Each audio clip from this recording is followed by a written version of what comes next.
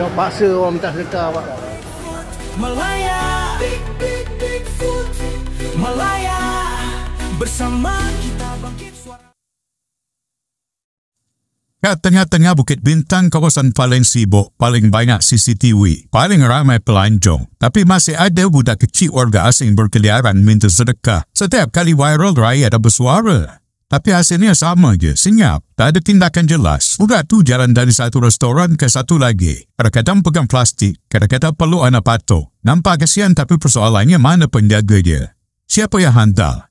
Mustahil budak sekecil itu boleh datang sendiri ke tengah bandar besar. Ini bukan kali pertama. Ya banyak kali video dari Bukit Bintang ni naik balik kat media sosial. Tapi macam tak ada perubahan pun. Ban putih yang dulu kononnya menghantui rakyat kita takkan tak berfungsi pada budak ni. Ramai juga orang yang tertanya-tanya, kenapa tak berfungsi pada dia orang ni? Bukit Bintang bukan lorong sempit. Ini pusat pelancongan. Kalau budak boleh ulang alik setiap hari tanpa diusik, maknanya ada yang gagal buat kerja. Rakyat dah penat tengok benda sama. Nak tolong takut tertolong sindiket. Nak buat tak tahu, hati rasa berdosa. Tapi sampai bila isu ni nak berlarutan?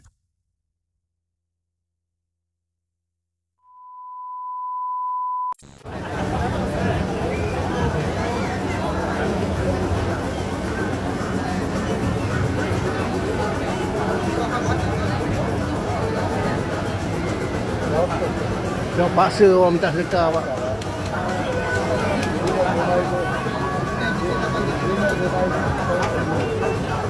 Sebab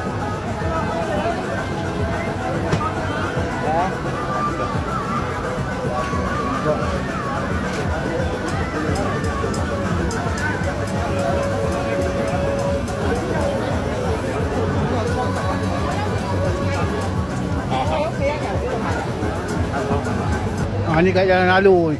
Tadi budak kecil. Ni budak kecil lagi. Nampak? Nampak?